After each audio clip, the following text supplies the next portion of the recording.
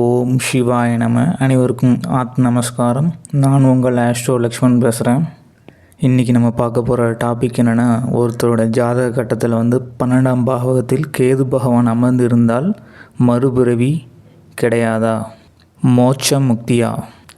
ஜாதக கட்டத்தில் ஒருத்தர் பிறக்கும் பொழுது லக்கணம்னு ஒரு இது இருக்கும். அந்த லக்கணங்கிறது ஒரு மனிதனுடைய ஆரம்ப நிலையை குறிக்கும் பிறக்கும் பொழுது. அதுபோல் 12ஆம் பாவகம் என்ன சொல்லக்கூடிய ஒரு பாவகம் ஒரு மனிதனுடைய முடிவு நிலை அதை குறிக்கும். கேது அப்படிங்கிறது ஒரு ஞானக்காரகன். இது ஒருவருக்கு முக்தி மோட்சம் அந்த நிலையை அடைவதற்கு ஒரு காரணமாக இருக்கக்கூடிய ஒரு கிரகம் தான் கேது பகவான்.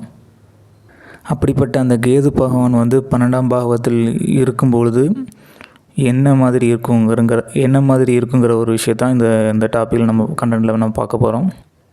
இப்போ இருக்கிற பல ஜோதிடர்கள் ஜாதகம் பார்க்கும்போது அந்த ராசி கட்டத்தை பார்த்த உடனே 12ஆம் பாவத்தில் கேது பகவான் இருந்தால் அவங்க உடனே உங்களுக்கு மறுபிறவி கிடையாது அப்படிங்கிற ஒரே வார்த்தையை எல்லா ஜோதிடரும் சொல்கிறாங்க. இது உண்மையான் அப்படின்னு கேட்டிங்கன்னா இது கண்டிப்பாக உண்மை இல்லை. கேது 12ஆம் பாவகத்தில் இருந்தால் நிச்சயமாக அவங்களுக்கு மறுபிறவி உண்டு. ஆனால் மனித உடல் கிடைக்குமான்னா அது ஒரு கேள்விக்குறி தான். மனித உடல் கிடைக்காது, மிச்ச உடல்களை எடுக்கிற மாதிரி ஒரு அமைப்பு இருக்கும். ஆனால் நிச்சயமாக மறுபிறவி உண்டுன்னா நிச்சயமாக மறுபிறவி உண்டு. முக்தி மோட்சம் அப்படிங்கிறது என்னன்னா, அதனுடைய பொருள் என்னென்னா, இந்த இறப்பு பிறப்பு அப்படின்னு சொல்லக்கூடிய ஒரு பிறவி சுழற்சியை நிப்பாட்டுறது தான் இந்த மோட்சம் முக்திங்கிறதுக்கு உண்டான ஒரு பொருள். அப்படிப்பட்ட ஒரு விஷயம் ஒரு சாதாரண விஷயம் கிடையாது.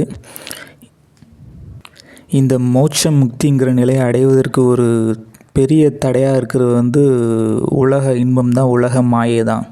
இந்த உலக மாயைன்னு சொல்லக்கூடிய பாவத்தை குறிக்கிறது 12ஆம் பாகம்.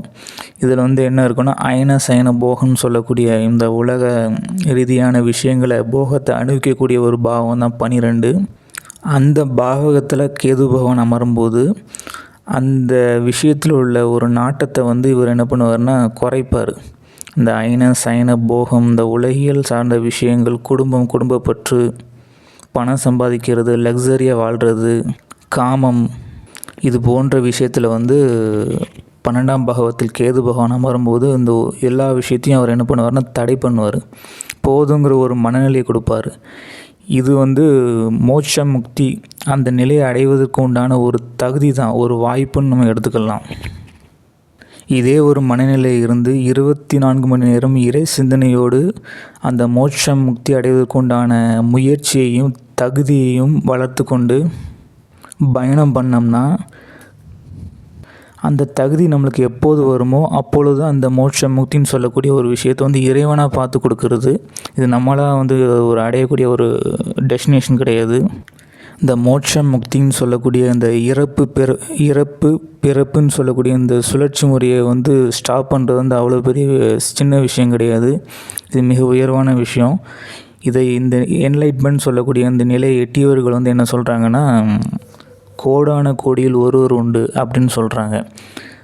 ஸோ எத்தனை பேர் முயற்சி பண்ணாலும் அந்த கோடான கோடியில் ஒருவருக்கு மட்டும்தான் அந்த நிலையை எட்ட முடியுங்கிற ஒரு பிரார்த்தம் இருக்குது.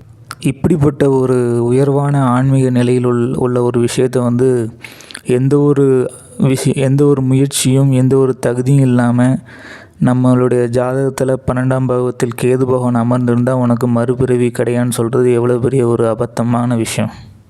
கேது பகவான் அமரும்போது நம்மளுக்கு முற்பிறவி எண்ணத்தை தூண்டும், அதுக்கு உண்டான சிந்தனையை கொடுக்கும்.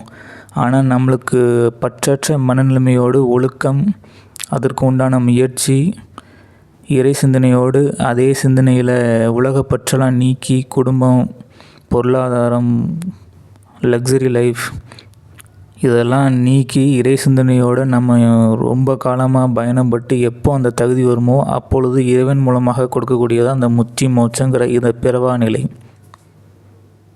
இந்த முக்தி மோட்சங்கிற சொல்லக்கூடிய நிலையை நம்ம இந்திய நாட்டில் பல ஞானிகள் மகான்கள் அடைஞ்சிருக்காங்க. அதில் ஒரு சில பேர் புத்தர் எடுத்துக்கலாம், சுவாமி விவேகானந்தர், ராமகிருஷ்ண பரமஹம்சர், ரமணர். இவங்களுடைய வாழ்க்கையை பாருங்கள், நம்மளுடைய வாழ்க்கையை பாருங்கள். அந்த மோட்சம் முக்திங்கிற ஒரு நிலையை அடையினா நம்ம எந்த அளவுக்கு நம்ம அந்த அந்த முயற்சியில் நம்ம இருக்கணும், எந்த நிலைமைக்கு நம்ம பற்றற்ற மனநிலைமையில் இருக்கணுங்கிறத பாருங்கள். இப்போ இருக்கிற ஜாதகர் ஒரு ராசி கட்டத்தில் 12ஆம் பாவகத்தில் கேது இருக்கா, உனக்கு மறுபிறவி கிடையாதுன்னு சொல்கிறாங்க. இது எந்த விதத்துலேயும் உண்மை கிடையாது. இதை நம்பிட்டு இருந்தீங்கன்னா நம்ம தான் ஒரு முட்டாளாக இருக்கணும்.